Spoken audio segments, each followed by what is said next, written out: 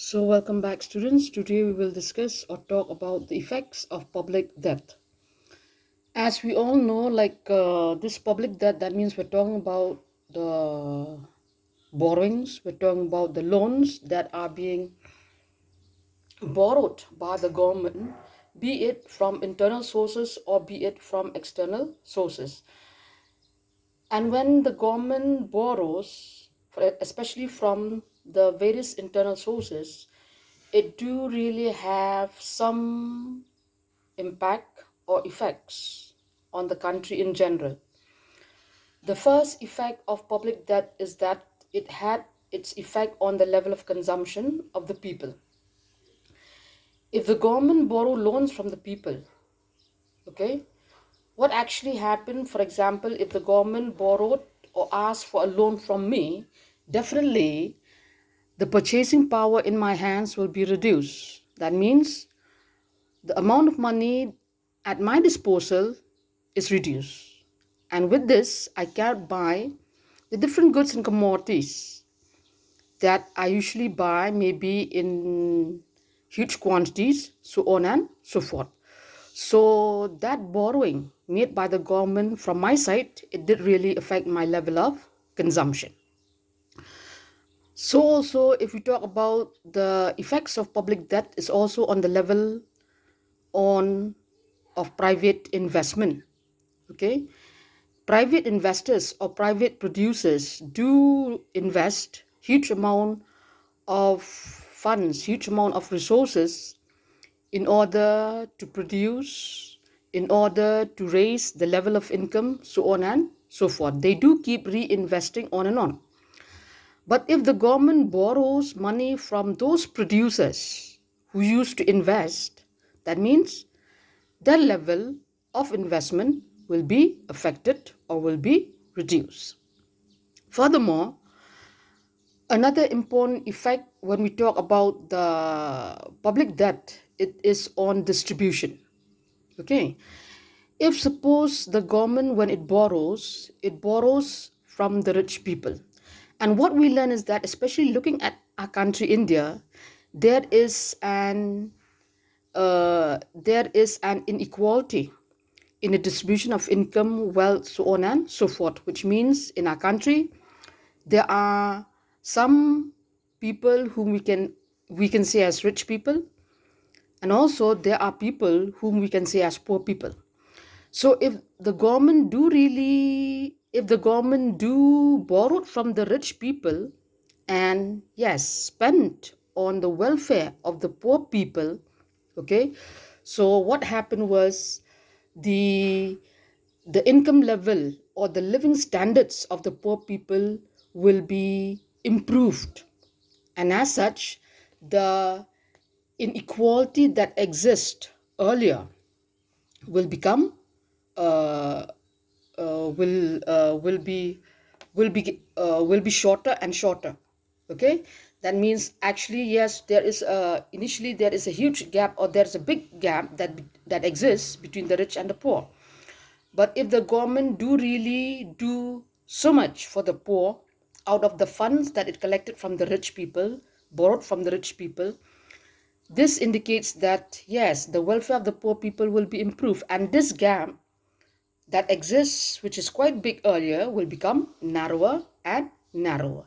So in that way, when we talk about the effect of public debt, it is quite good, because why? It reduces the inequality that exists in a or in the society. Furthermore, another important the effects of public debt, it is on the level of production. Okay, like what I said just now, once when the government borrows, for example, especially from the producers, their level of investment will be affected. That means they won't be able to invest more. And if they won't be able to invest more, that indicates they will never be able to produce more. And as such, the level of production will be affected. Also, public debts did affect the cost of production. And if we talk about the cost of production, whether it is high or low, it very much depends upon the prices of raw materials and other factors that are used in the process of production. Yes, if the government borrows, okay, and with this borrowed money, the government use it by providing, say, raw materials or important inputs to the producers at a concessional rates or at a reasonable rates. This will really help uh, the producers. That means it will help them to have a low cost of production. Okay, and if their cost of production is quite low, it will help them to maximize their profits.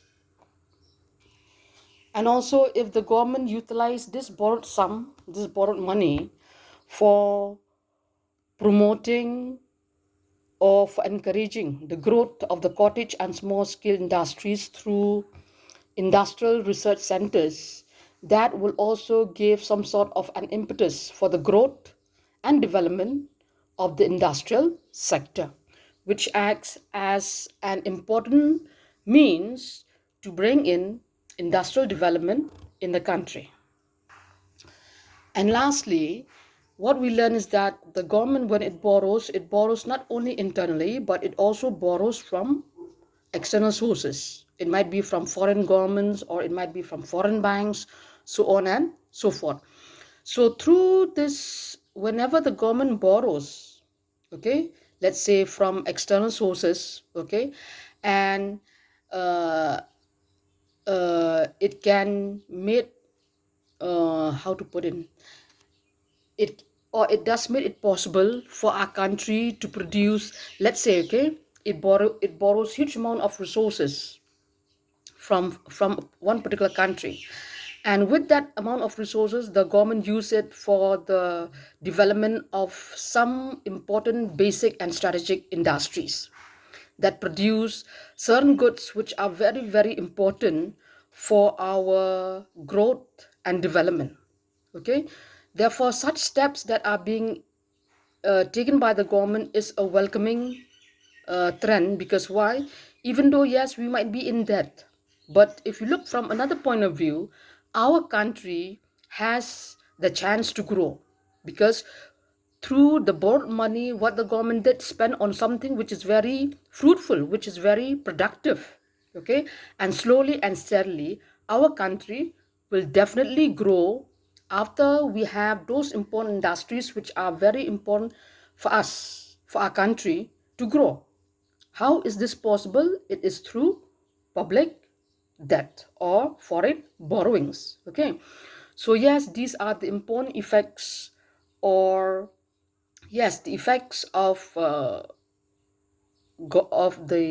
public debt, be it internally as well as externally.